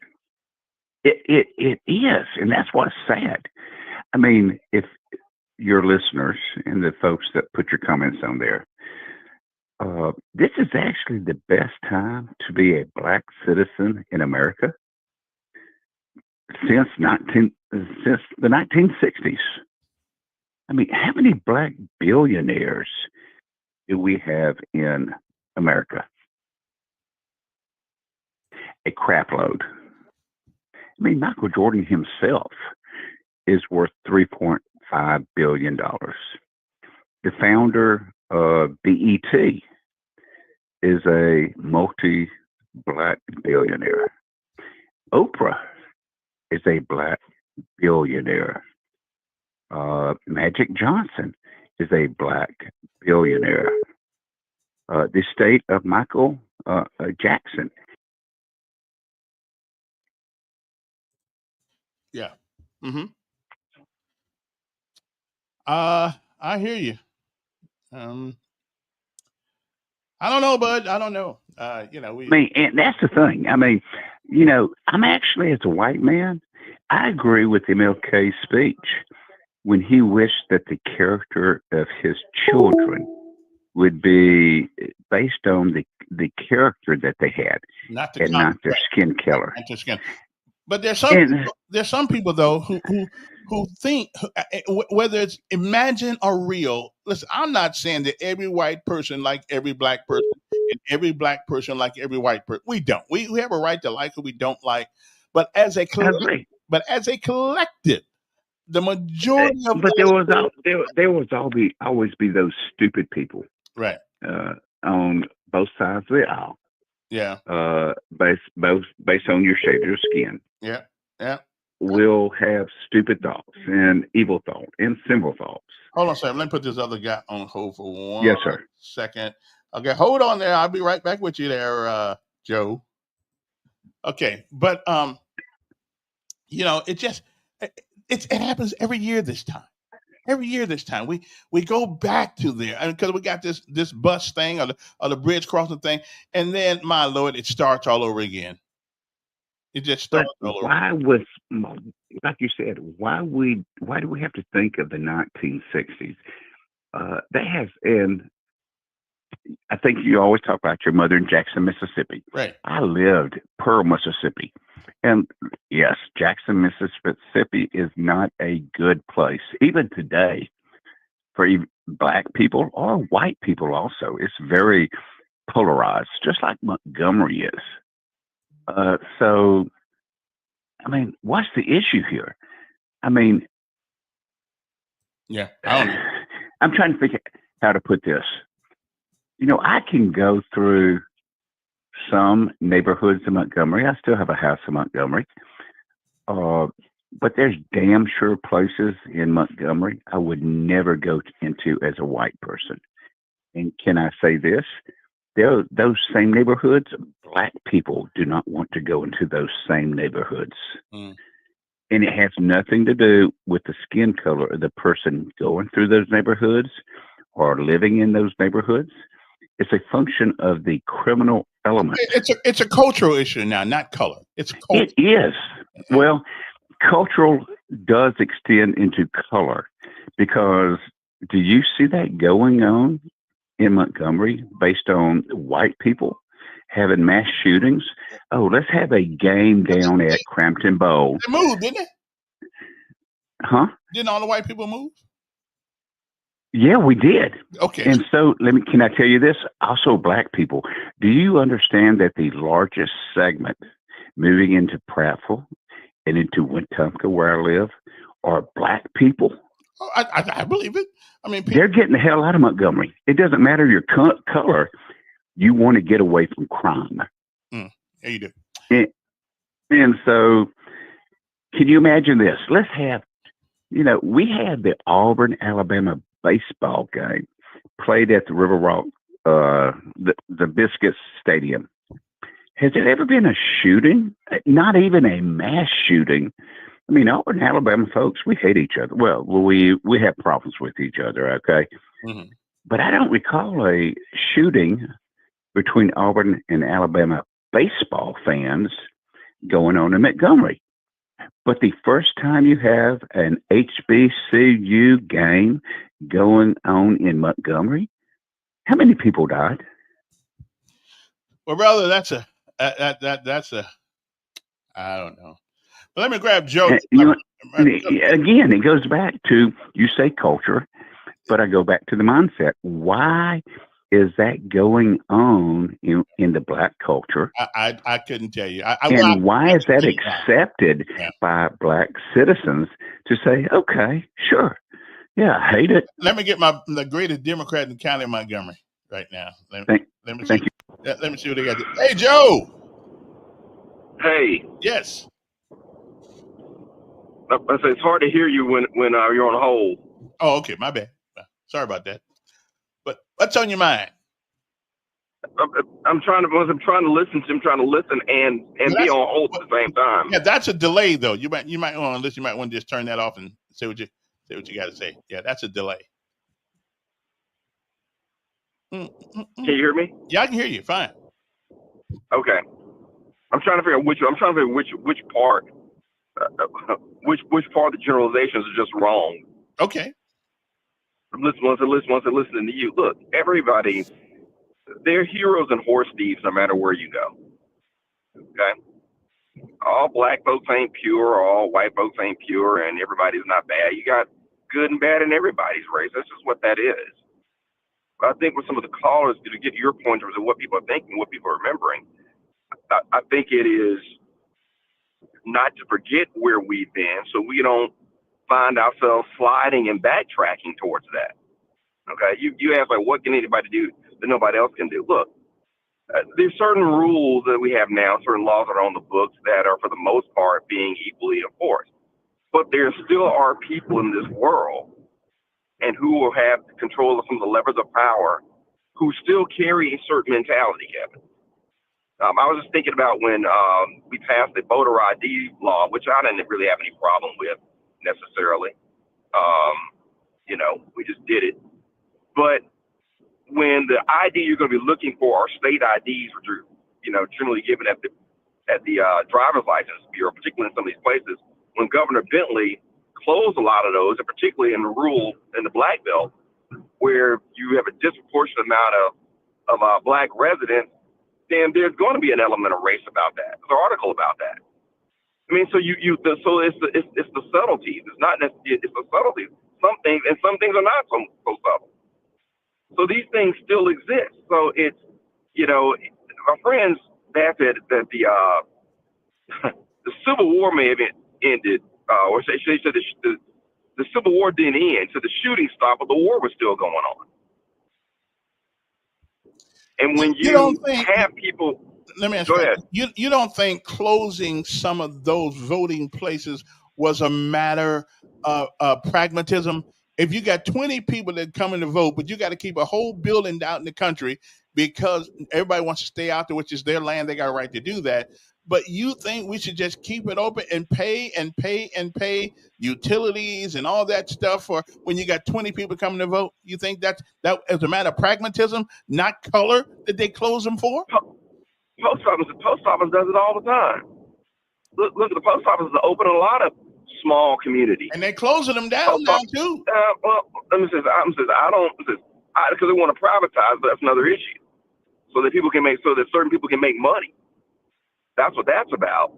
But when to your point, when these things are done in a certain area, and affects certain people, yeah, people are going to look at it through that lens because those are the things that have historically been done. When you talk about gerrymandering, people forget Chameleon versus Lightfoot, which is where black people were drawn out of the city of Tuskegee.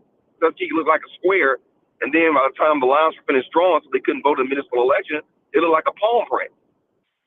Well, are these things things coincidental? Will you admit one thing? Wait. I want you to admit one thing.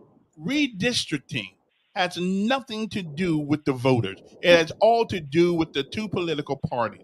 They don't do that so we can make sure more black folks get a chance to vote. We do that to make sure either the Democrats potentially get more voters or the Republicans get more votes. This has got nothing to do with Leroy and Joe who lived in the district. Would you agree with me? I don't think it just belongs to parties. I suppose you could say, I think it benefits the establishment, the people who are already there, okay, in a party. Because now you've got elected representatives who simply choose their voters.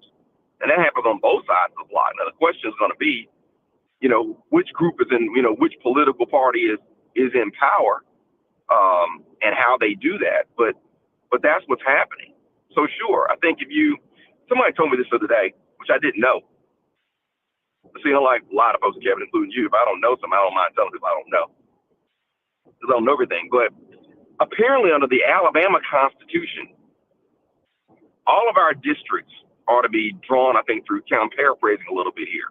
I'll dig into it to get the exact language. But like our districts in the state legislature are supposed to really be surrounded by like county lines. But after the Voting Rights Act came in, that's when we got lines that, kind of cut across some lines. You keep them where you can stay whole. That's still the goal of it, but you can cross over some lines to get some people. So this person was telling me that if Section 2 is struck down, which I think it probably will be struck down because there was took care of 5, so 2 is the last thing on the list. Then the prevailing law would be Alabama law in terms of how we draw districts, which is going to yield some different types of districts. Okay, you use some different types of districts, and I never heard of that. Didn't know anything about it. This person was in the legislature and told me about it. And I said, and I don't know if people in the legislature are wise or knowledgeable to know that supposedly this would be the prevailing law if you knock out Section 2. So while our Attorney General is filing briefs to have that knocked out, you might got to be careful what you get. I think that's going to change the landscape. The question is going to be, will the legislature follow it, even if it's Alabama law? And I can't tell you that. Well, all I can, and again, I just the race thing down here makes money. It gets people influence. Makes money for who? All they got to do is bring it up. I don't know who it makes money. Well, first of all, that doggone thing downtown makes a lot of money. Neither do I. EGI makes lots of money off the whole race thing. I mean, that's what it is. It's about race. So let me ask you. So you're saying that this is an exploitation of something for profit rather than a teaching tool? Is that what you're saying? Listen, I didn't say it. You did. I'm asking you. I believe it is. I believe it's about money. So you don't believe it. So you don't think it's anything about bringing attention to a particular issue. You just think it's squarely about money. I just say money to get the lights on. Wait a minute. We already had a way to bring that information to the public, and with the internet, we can find anything we want to find. We didn't need. Oh God! Don't start with that. Wait a minute. We didn't need a big thing downtown over there about how bad black folks are treated by white folks, and we know they were, no doubt about that. But we didn't need. But it's making a lot of money. Matter of fact, I've been told it's probably one of the biggest draws of tourism in the city of Montgomery, if not the state. Look, Kevin, I mean that's an educational tool, an informational tool. Okay. So and something that's not taught in schools, and now in Alabama, you mentioned that you can't. I'm not sure if you can teach it in any school now. I mean, I don't know what this CRT business went and how that's being enforced, if it's being enforced, or the whole point was to scare the crap out of you. Yeah, I don't know that, but it's it's a learning historical tool. I've got no issue. Okay. Talk about museums and things of that nature. And we get to your point about monuments and things of that nature. I got no issue with the history of this country, the Confederacy being a part of the history of the United States of America. I got no issue with that. But don't make any mistake that the Confederacy was the enemy of the United States. Don't get it. Don't. You're not going to get that twisted, okay? You can't support the Confederacy and support the United States. That's like support Nazi Germany and support the United States. Mm-hmm. That dog don't hunt now. The Confederacy, I mean, and the monuments that were erected after Reconstruction were not designed to promote any sort of any sort of reconciliation. Those are monuments of white supremacy. They coincided with the Black Codes and things of that nature, which was nothing but slavery by another name after the war ended.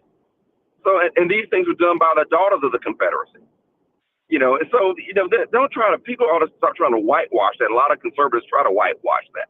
But we can't undo the past. You can't undo the past. No one's trying to Kevin, no one's trying to undo the past. The past is what it is, but you recognize what it is. Mm-hmm. But at some point, the assault in this country, which has happened, is the assault on truth. The assault on truth, and that's the scary thing. Okay. It's not about what happened didn't happen, and you can't paint all people with this broad brush. But you can't say all white people did this or all did this. That's ridiculous.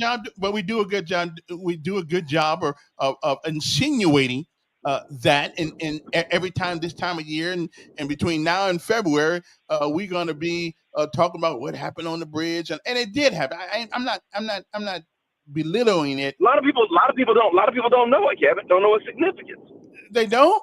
Who don't know it? No, Kevin. You'd be surprised. A lot of people don't know this. A lot of people in their 20s and their 30s don't know it because they don't teach it in schools anymore. They don't talk about it anymore. And like I said, now that you got a law telling you what you can say and almost damn near what you can think, no one wants to even breathe a word about it because it's so damn ambiguous. You can be fired for it, or put yourself in harm's way. And no teacher, I read that law.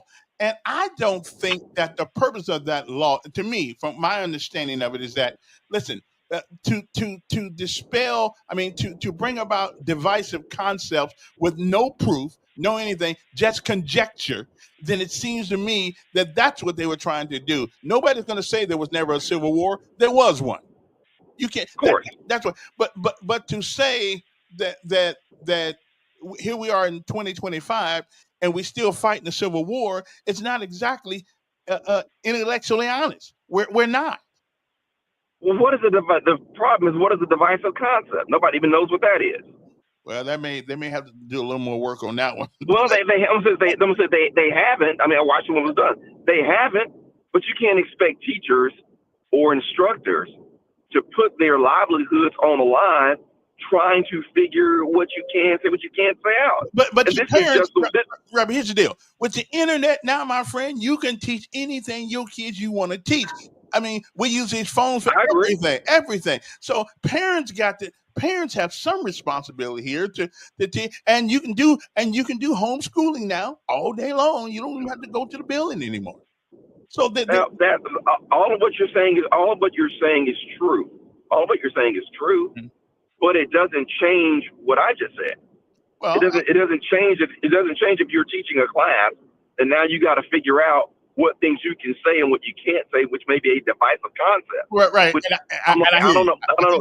Yeah, I think it's ambiguous on something because I agree with you. If we just stop bringing up, teach history, let's teach it. Teach it what happened. Good, bad, and the ugly. Teach you what happened. But there comes a point where we don't seem to untether ourselves from that past. We just can't. It comes up at the opportune time every year, and now we're going to spend the next 364 days after January 1st talking about things like that. And people bring, like me, I don't bring it up. You can't read the paper today without hearing something about race, something about transgender. You can't hear. It's like a mass indoctrination that we're trying to do to the American citizens. Well, You know, what gets clicks or grabs headlines. You know, the people who run the algorithms know that. But I don't think you don't talk about it, Kevin, because that subject may be a little sore with you.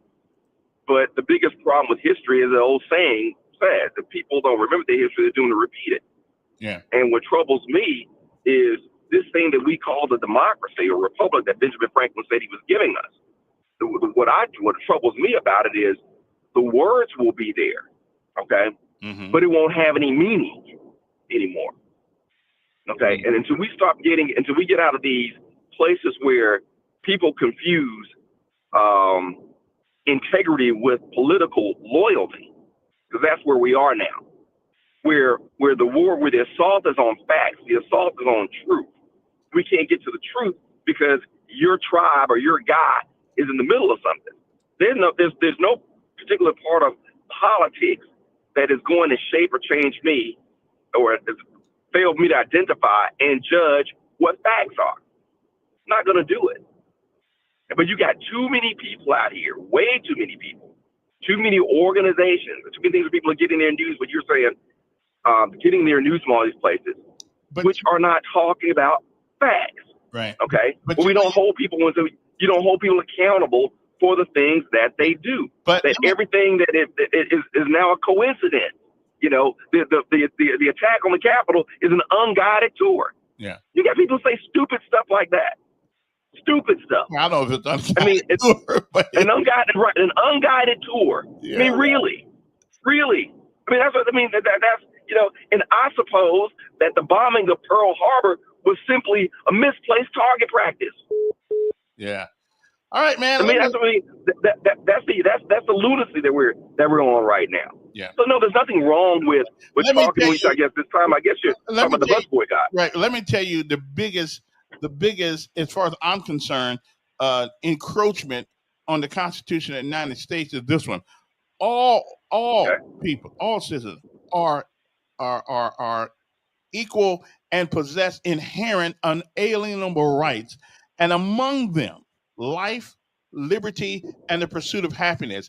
And for the next 200 years or so, we tried to, at least 70 years, we tried to say, well, yeah, but unless you haven't been born yet, then you don't have those same rights.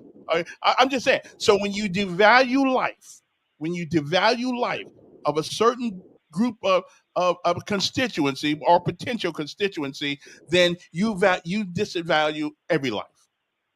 Well, you bring that argument. I knew you were going to go there. Yeah. Yep. But what about what about the ability to control your own life as you are here? I think that was the intent. And I think you can control your own life, but you always have to remember the life inside you is also a life. Well, even says that one says, but which one supersedes? Something has to supersede. I think they're equal. But with the law of the current state of Alabama, look at Texas, look at Mississippi, look at Alabama, and thank God that we had a judge like Judge Myron Thompson, who struck that law down to say that you can't now. The Attorney General wanted to punish people for telling folks in Alabama where you could legally, if you so chose, to have an abortion. That's what you wanted to do. But let me ask something. Wouldn't that be conspiracy to murder? No, it is not. Oh, okay. No, it's not. What conspiracy? Gambling. Let me put it in a place where you can get it. And some of these callers can get it. All right. Yeah. Because a place that you may not have been, but some of your callers have been. Gambling is legal in Nevada. Yes. Okay. It is illegal in Alabama. Right. If you told me you wanted to gamble, play a little blackjack, I know you're gonna get the dollar table, so that's okay because you fight like that. Yeah. So you're gonna get the dollar table. Okay. Playing blackjack. Now, if I tell you, Kevin, you can go to Nevada and play blackjack. Okay. Yeah. If I tell you that, all right. So you're gonna leave Alabama. You're gonna go to Nevada. Okay. Should I be faced with some criminal indictment for helping you violate Alabama laws? Now listen, think that through. You make a good point. You make a good point. Yeah. Right. Let me see. That was the issue. Yeah. You make of that case. That was the issue. And it's simple to me. If I were in the legislature, I would have told them immediately that this is dumb and ridiculous. You can't stop anybody from doing something that may be illegal in Alabama, legal in another state. You can't do that. Yeah. Well, but people want to push things like that because it gets clicks, it gets ratings. You think someone's fighting for you. It satisfies a certain religious sect in Alabama. Mm-hmm. But it is not legal. And the biggest problem with our legislature is that they move these laws which are not legal, but which, rile people up. Yeah, legal. You simply can't do it. Hey, I gotta run. I gotta run. We gotta get you down there one day. You know what? Now let me get back to my other thing, which is more important in all this conversation we had today. Every year we do, of course. Willie says today it's an historic day. Rosa Parks was arrested, and then, which that act led to the events that changes the country. More time should have been spent on that. Well, okay. All right. What's this? So, Kevin, do you agree that to insinuate and say slavery was good for black folks is ludicrous? I agree with you on that one. That's crazy. But where the Department of Education under your illustrious orange leader is saying, and the Department of Education has only made education worse. Look at our schools. We're actually trying to teach young men and girls that they can change their sex. We spend more time on transgenderisms in our schools. Okay, so again, every school in every major city that's doing bad, 90% of them are populated by black folks and Latinos. Okay, that are doing bad. Why is that? Why is public schools where black folks mostly go, why are the standards so low that we got to take the good kids, the smarter than regular kids, and put them coming back tomorrow? And those schools are just losing it. Our kids are not being served by the Department of Education. They're just not. They're not being served. They're not. It's been a waste of time for a long time. Okay, so I'm all for the orange man getting rid of it. Let the states take over their own education with a federal standard of but not. No, we don't need people in Washington D.C. who get money to come up with dumb rules to tell us how to do our kids in South Bend, in Montgomery, in Chattanooga. Don, what you want, man? Joe Reed Jr. is a lawyer, ain't he? Yes, he is. I wouldn't hire him for nothing. What did he say about the Constitution and redistricting? Oh, I forgot now. That's going off my mind. He said it was done by counties. I'm not a lawyer, but I pulled up the Constitution. It says it would be done by population in the counties when possible. So I wouldn't hire that ignorant sucker for nothing because he can't even read. But now, wait a minute. We're not even trying. Put up the law before you quote it, Joe Reed. Right. Okay. Appreciate it. But we're not even trying to even act like we're doing districts by counties now. We're going one corner of a county, go back to the left, go back up all trail, go to another corner of a county and another corner. So we're not even acting like we're even trying to pay attention to the Constitution anymore when it comes to counties. But anyway, forget that. Let me tell you something about. I said I take the last couple minutes. I got 5 minutes left of this, about 10 minutes for this. Now, do not forget. Let me explain to you guys what we do at Helping Hands. Okay, every year we have people write letters to us and tell us about somebody that they know needs a hand. Normally, these people who we talk to are people who won't ask for themselves. So they send us a letter, and we are trying to raise money now. They'll send us a letter, and we try to give a couple of days before Christmas. We try to take them $500 or $1,000, depending on their situation. I'm trying to raise $10,000 between now and the 20th of the month. Okay, we do it every year. Okay, every year we do this. And you'll be surprised of the people. And most of the people we help are older people who won't ask for help. They just won't. I've seen people living in cold houses because they just got pride. And pride is a good thing to have, but sometimes a little bit of pride, a little bit too much. So what we call it helping. We've been doing it for 9 years. Okay. But it's been with your help. It's not me. It is. I just galvanize and put the money together.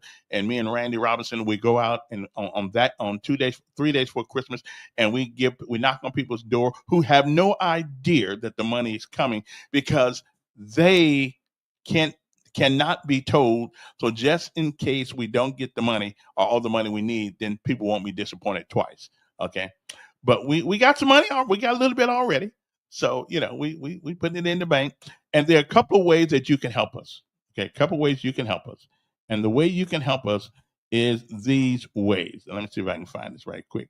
Okay. So you can go to GoFundMe, and it is GoFundMe.com, or you can go GoFundMe, and you can find it's called Helping Hands Good Neighbor Award. And we're asking you to donate whatever you can. We ask at least if you can donate $20, that'll be fine.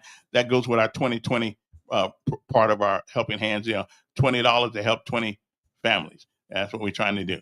Okay. So do that. Also, you can go to Venmo. If you have a Venmo account, it is at Kevin-Elkins-21. We do that. We appreciate that.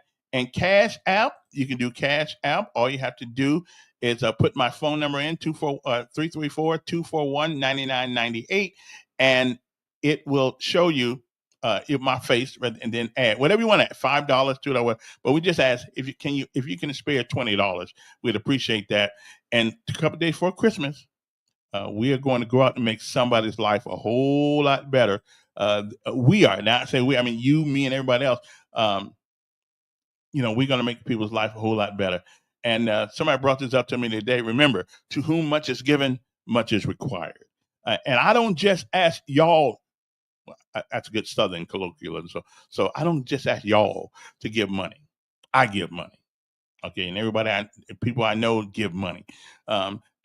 These people have no idea, none whatsoever, that they're going to receive a gift from us. Us. When I say us, I mean all of us that give. They don't have a clue that they're going to receive a gift or anything. So again, you can go to Cash App and make sure you put in Cash App. If you do the Cash App thing, make sure you put HH for Helping Hands or Helping Hands or something like that, so we know where it came. I don't want you to just want to gift me some money. Okay, Helping Hands. Okay. Also Venmo. Again, Venmo. At Kevin-Elkins-21. And don't forget to GoFundMe. GoFundMe's been there forever. So we need to, I mean, in all honesty, we need to come up with about $7,500. Okay, between now and the 20th of this month. Okay, so we want to do that. Okay, so it is called Helping Hands Good Neighbor Award. You can go to GoFundMe, or you can go to the Facebook page right there, and it'll do the same thing. Okay, Helping Hands. There's a Facebook page called Helping Hands also. All right. So thank you guys very much for helping us out. And don't forget to go by our sponsor, which is where's my buddy at right there? Okay, One Stop Wireless at 3445 Atlanta Highway, right on the corner of Atlanta Highway and Coliseum Boulevard. You got a phone you haven't used in a long time? They can help you use it. They can help you. They can put some service back on that sucker for you. Okay, they can bring it back to life for you. Okay, so give them a call, 320-2988. I didn't get to some of that thing, but all I can say is Roll Tide, Alabama and Auburn both did a good job in that game. And I'm telling you, neither one of them had a reason to hold it. For day one, go Irish. See if I can get the coach on the phone one of these days. Anyway, so I got to go. But remember this. It is not the falls that make you strong. It is getting up each and every time you do. Okay?